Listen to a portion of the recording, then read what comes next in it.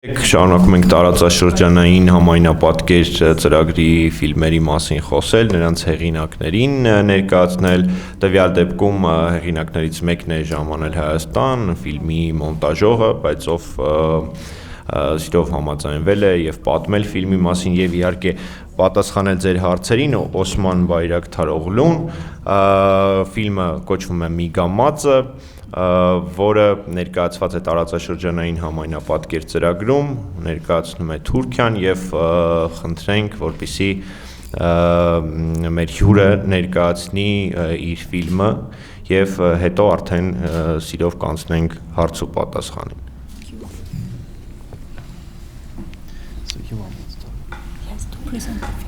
Yes, so the name of the film is That Horse Nebula. It has a little unusual narrative compared to this standard 3-act structure films. It a little bit challenges this classical narrative. So it Ֆիլմը կոչվում է Միգամածը, այն մի փոքր ավելի անսովոր կառուցվածք ունի ու այդ առումով ավելի տարբերվում է։ So it basically deals with the harmony of nature with the human nature. So it kind of tries to reach the big question concerning to the smaller question.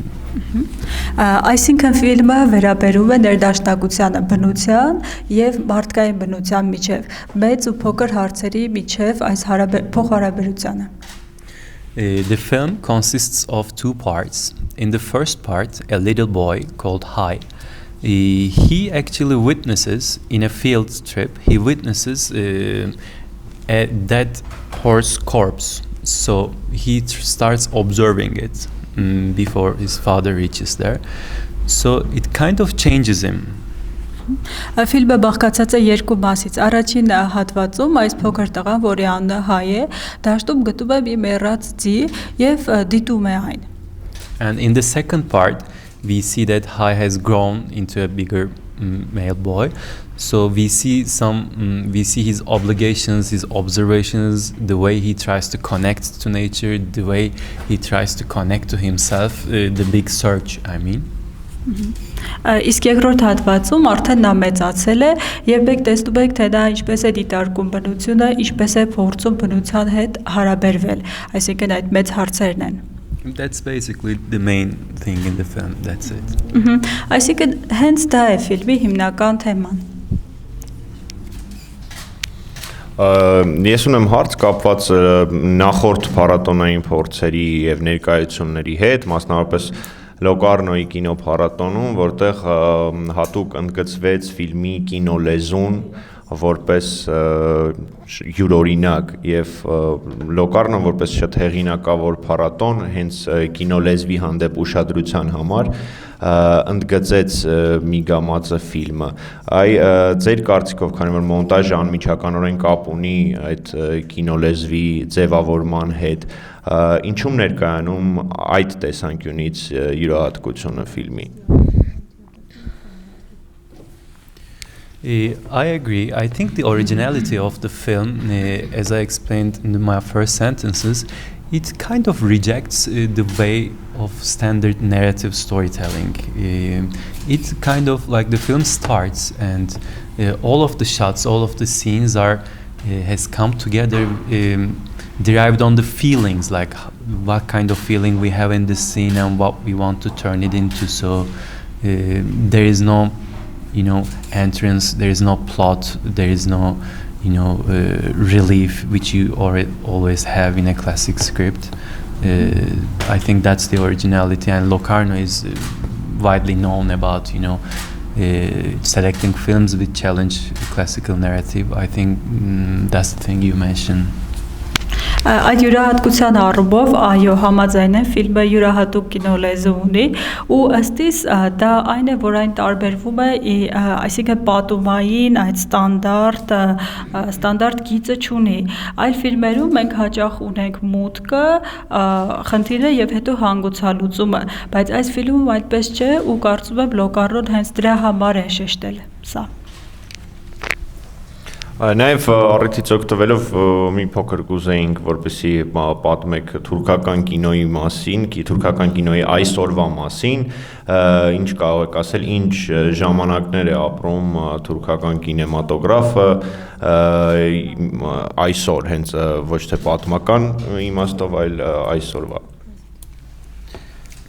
I think in this presence, Turkish cinema has a really wide acceptance in European film festivals. There are a lot of independent films are being made each year, sometimes 40, sometimes 50, sometimes even more, I guess.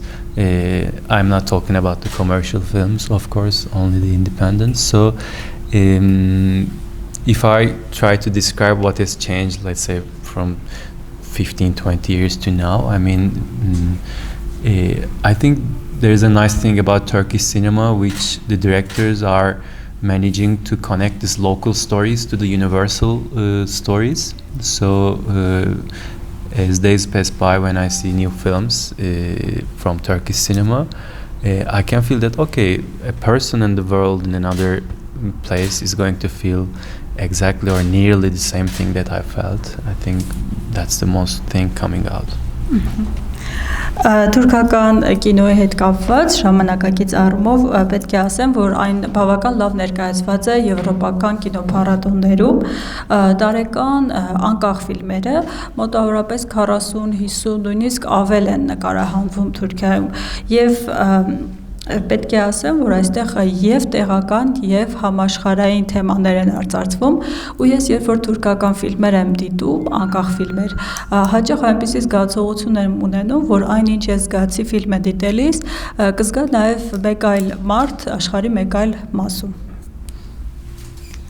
Եվ արդյոք կա տարբերություն ընկալման առումով Թուրքիայում եւ Թուրքիայից դուրս, այսինքն անկախ կինոյի օրինակի վրա ընդհանրապես անկախ կինեմատոգրաֆը կա այդպիսի մտավախություն, որ երկրից դուրս ավելի լավ եւ ճիշտ է ընկալվում, քան երկրի ներսում, թե դա այնքան համամարտկային է, որ ներս ու դուրսի խնդիր եւ տարբերություն ընկալումների չկա։ When I say independent film, I think I mean like it's not connected to a.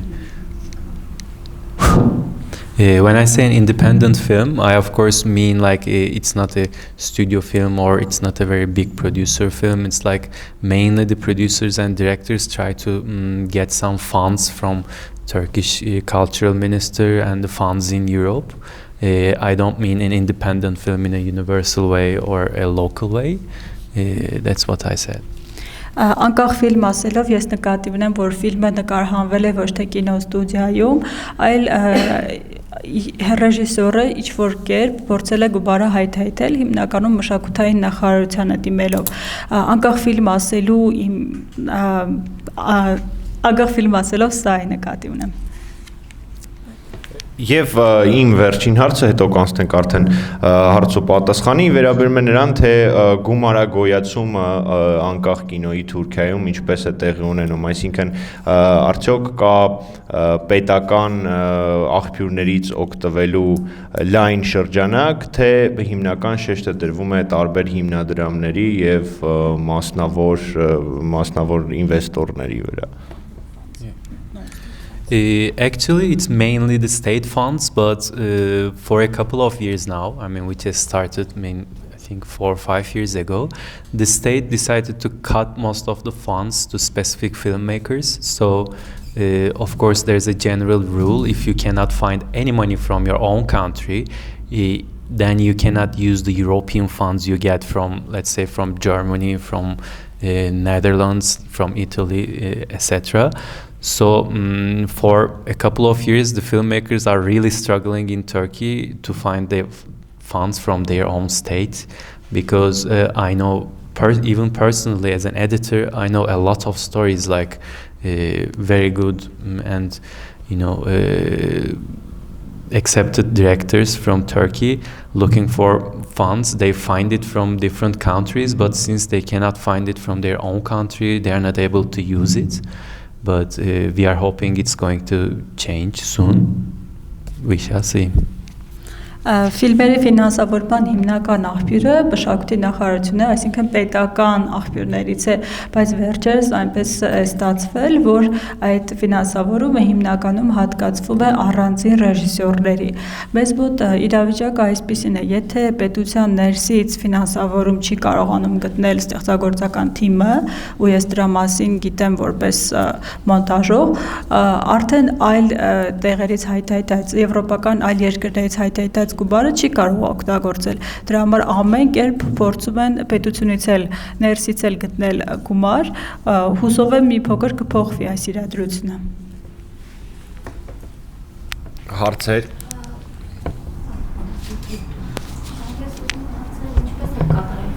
How did you choose the film?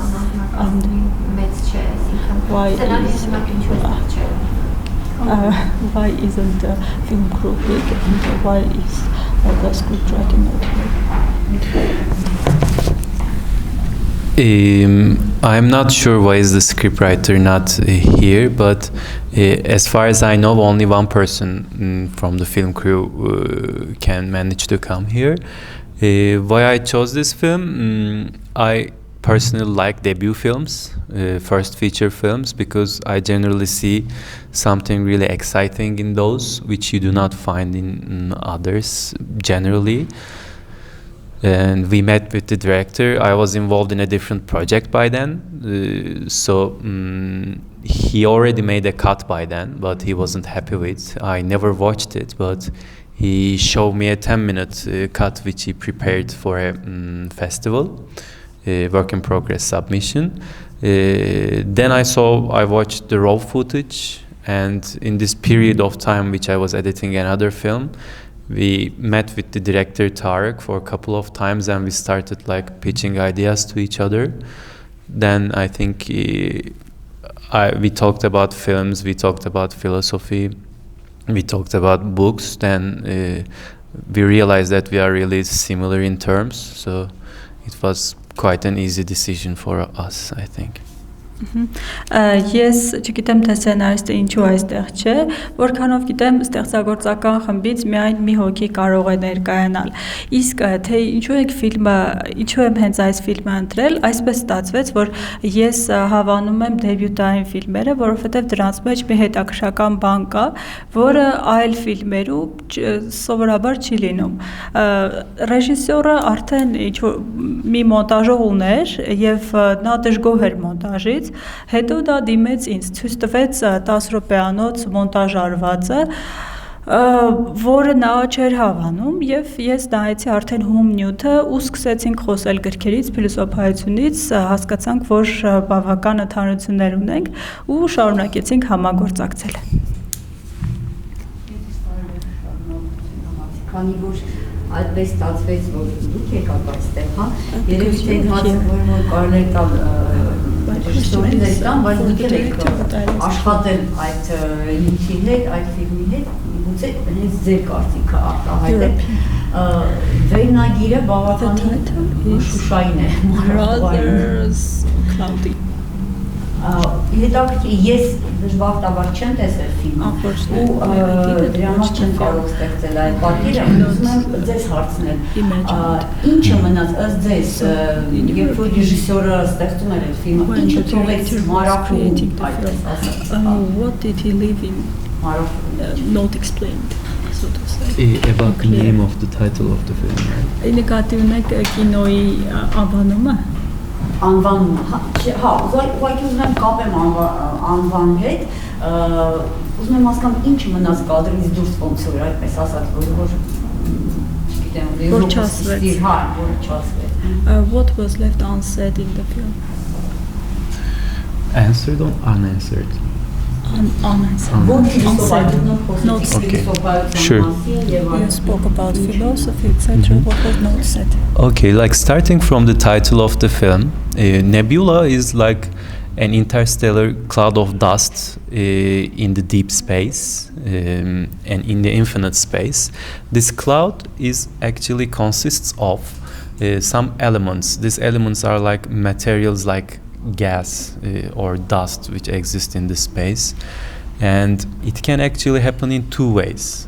First one, these elements come together, dust or different elements, and form a cloud of dust. So it has a really different shape and very vivid colors when you observe it from the earth.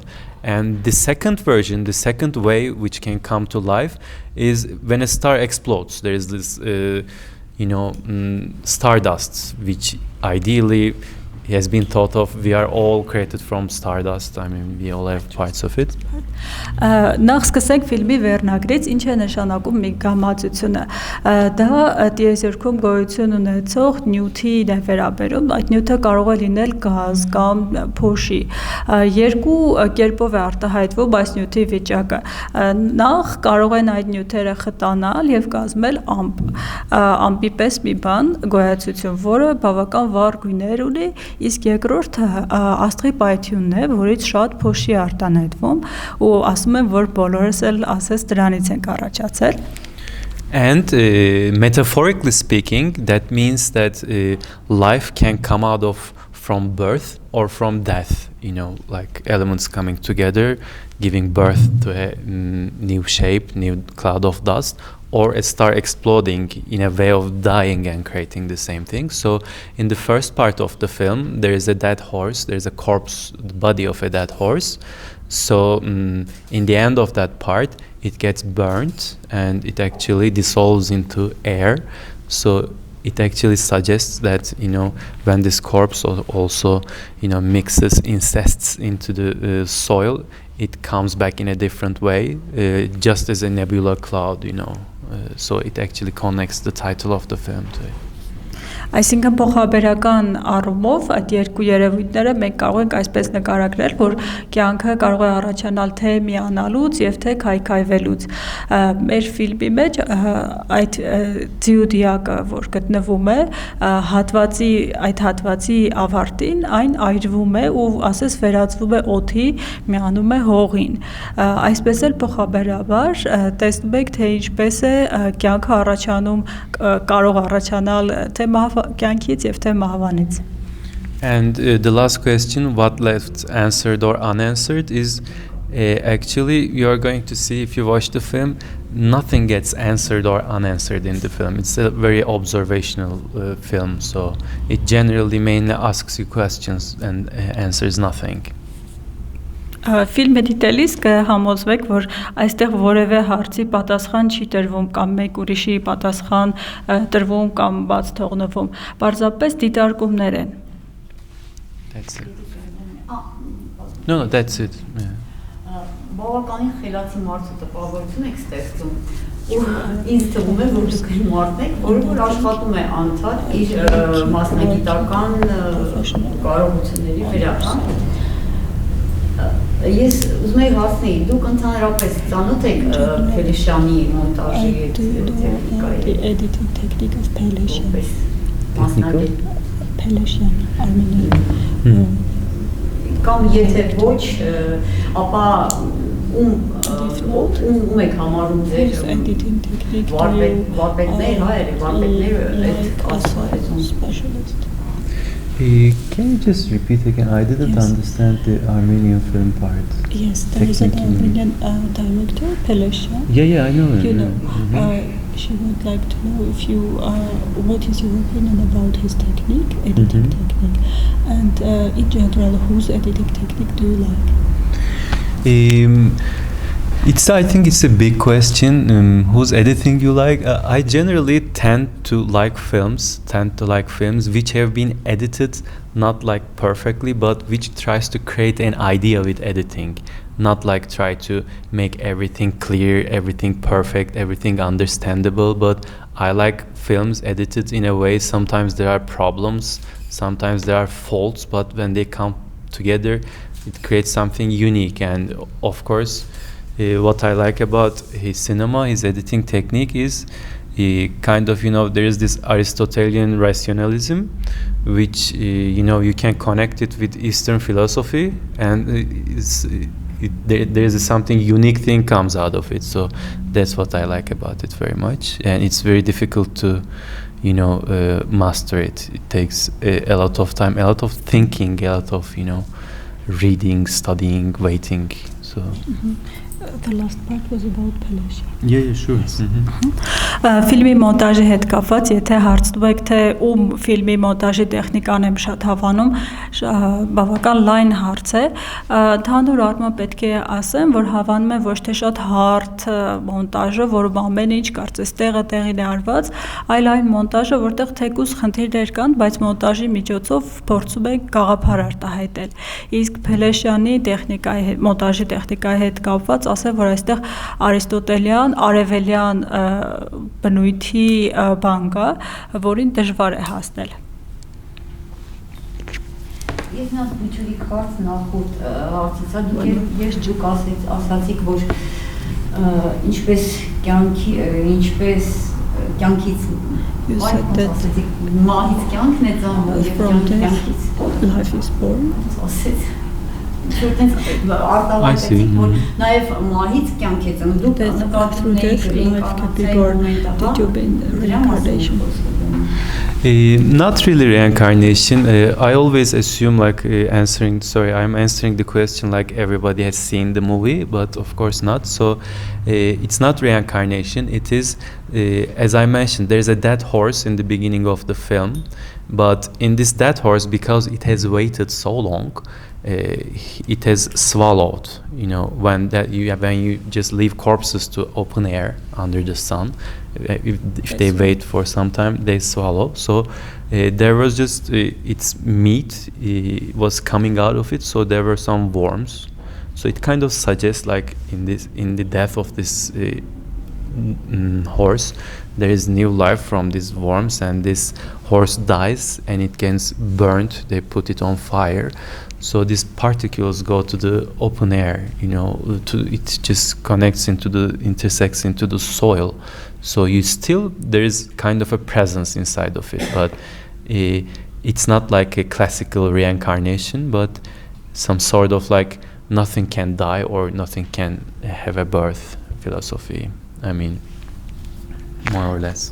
Ես դասական ռեինկարնացիայի մասին չեմ ասում, ճիշտ ասած հարցերին պատասխանում եմ այն առումով, ասես բոլորը դիտել եմ, բայց գիտեմ, որ ոչ բոլորն են դիտել ֆիլմը։ Ուրեմն այստեղ ներկայացված է ձիու դիակը, ու քանի որ այն երկար ժամանակ արևի տակ է մնացել, ուռել է, միսը անջատվում է եւ արդեն մեջը որդեր կան, ու դա արդեն նոր կյանքն է, ասես ձին այրում են եւ ասես նա նյութի է վերածվում նոր կյանքի համար։ And the philosophy I was mentioning is like in all of the religious books you can find a text, an article or a passage which is suggesting there is nothing new under the sun, everything is the same.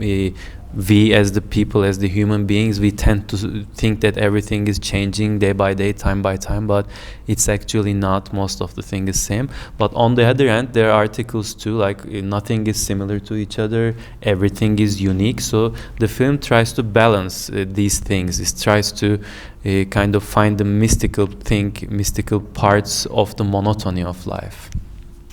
Այսինքն ֆիլմում փորձում եք ցույց տալ այն, որ ոչ մի բան լրիվ չի մեռնում, լրիվ չի ապրում։ Այսինքն կրոնական տեքստերում հաճախ հանդիպում ենք երկու հակադարձ գաղափարների։ Մի կողմից այն, որ ամեն ինչ նույն է, արևի տակ, այսինքն ոչինչ չի փոփոխվում ժամանակի ընթացքում, մյուս կողմից էլ ասվում է, որ ոչ մի բան լիովին չի համապատասխանում մեկ ուրիշին, նույնական չէ։ Մեկ ֆիլմում փորձում ենք այս երկու գաղափարների միջև հավասարակշռությունը գտնել։ Շնորհակալություն ձեզ նույնպես։